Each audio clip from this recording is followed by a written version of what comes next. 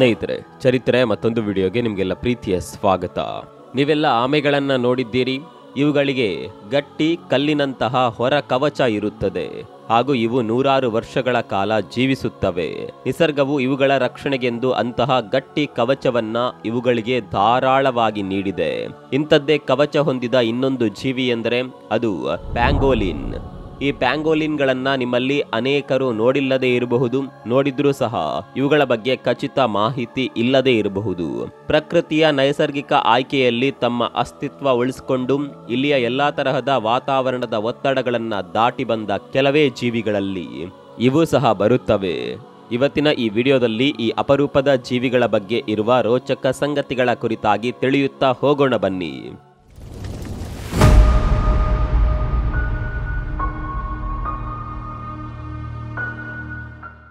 ಮೈಮೇಲೆ ಸ್ಕೇಲ್ ಅಥವಾ ದೊಡ್ಡ ಪೊರೆಗಳಿಂದ ಕೂಡಿದ ಗಟ್ಟಿ ಚರ್ಮ ಹೊಂದಿದ ಇವುಗಳಿಗೆ ಈ ನಿಸರ್ಗವೇ ಒಂದು ಬುಲೆಟ್ ಪ್ರೂಫ್ ಕವಚ ಕೊಟ್ಟಿದೆ.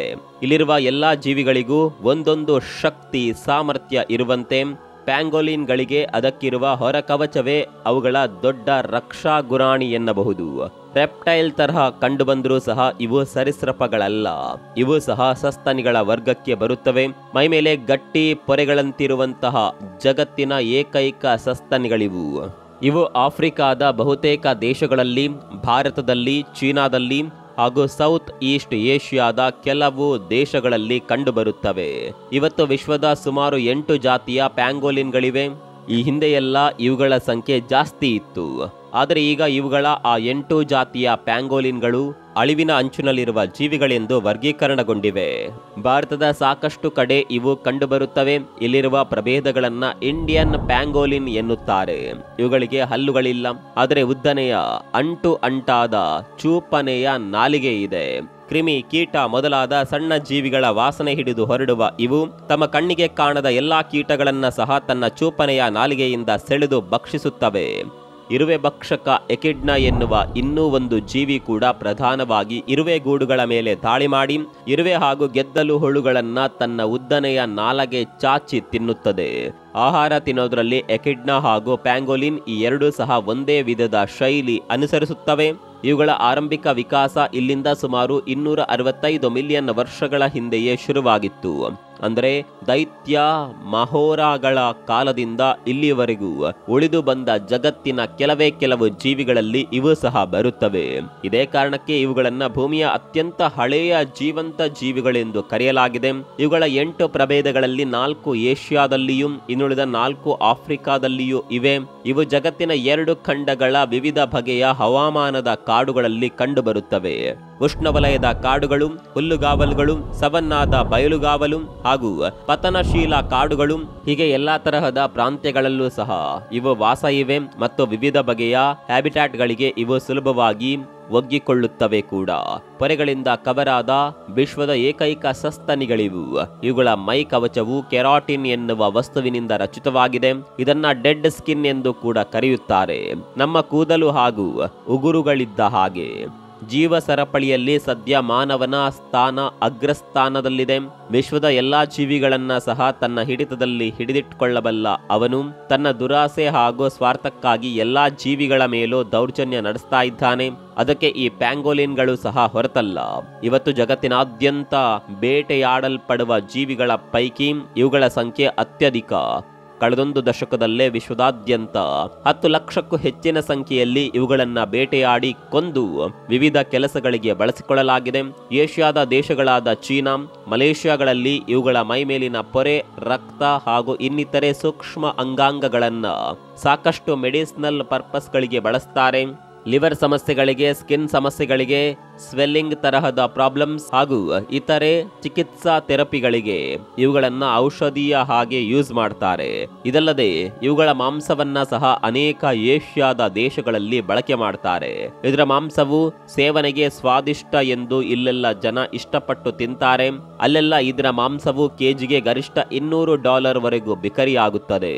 ಹಾಗೂ ಕಾಡುಗಳಲ್ಲಿ ಕುಸಿತವಾದ ಅಥವಾ ನಾಶವಾದ ಹ್ಯಾಬಿಟ್ಯಾಟ್ ಲಾಸ್ ಹಾಗೂ ಆಫ್ರಿಕಾದಲ್ಲಿ ಅವ್ಯಾಹತವಾಗಿ ನಡೆಯುತ್ತಿರುವ ಬುಷ್ ಮಾಂಸ ಮಾರಾಟದ ದಂಧೆಗಳು ಇವುಗಳ ಉಳಿವಿಗೆ ಭೀಕರ ಅಡ್ಡಿಗಳಾಗಿವೆ.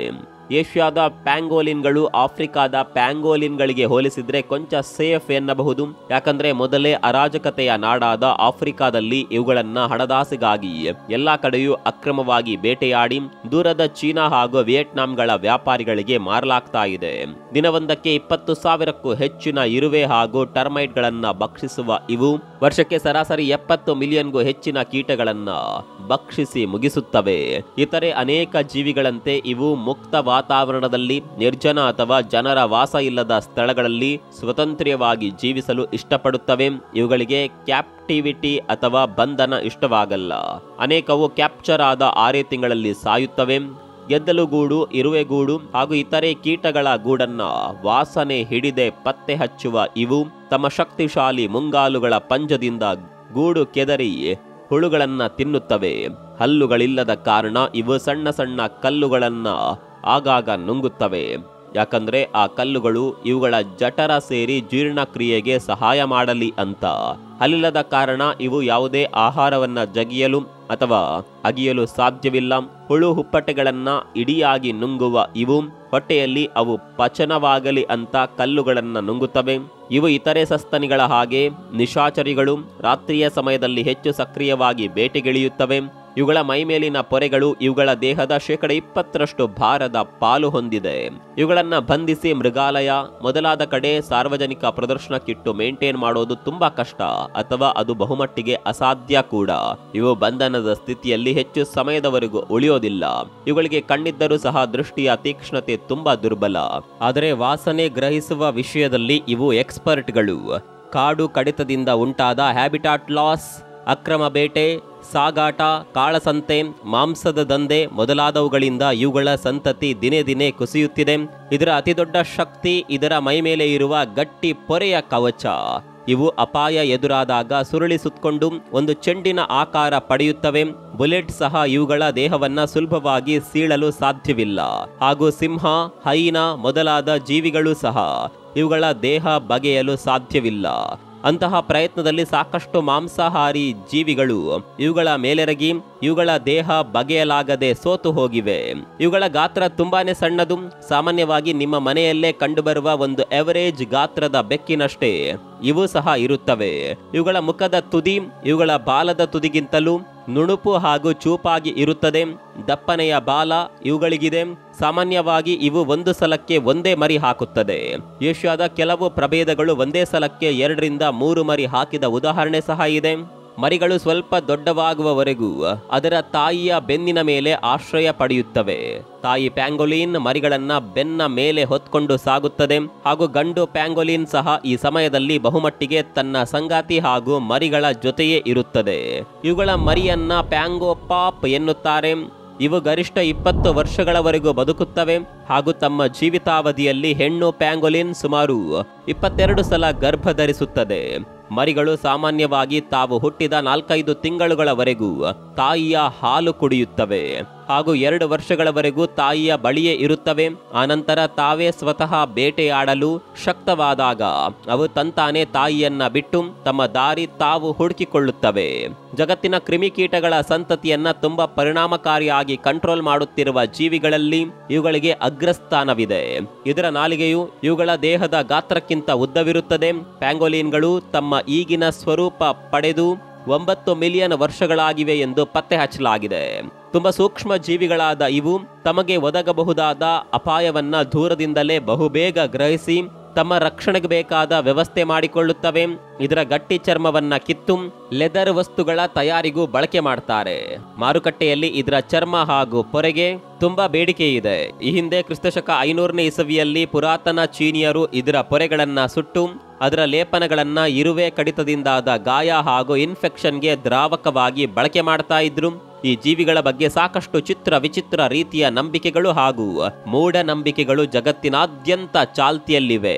ನೀವು ದಾರಿಯಲ್ಲಿ ಹೋಗುವಾಗ ಇವು ಅನಿರೀಕ್ಷಿತವಾಗಿ ಅಡ್ಡ ಬಂದರೆ ಆಗ ನೀವಿದನ್ನ ಅನಿರೀಕ್ಷಿತವಾಗಿ ನೋಡಿದ್ರೆ ಅದು ಅದೃಷ್ಟದ ಸಂಕೇತ ಎಂಬ ನಂಬಿಕೆ ಜಿಂಬಾಬ್ವೆ ದೇಶದಲ್ಲಿ ಇಂದಿಗೂ ಸಹ ಇದೆ.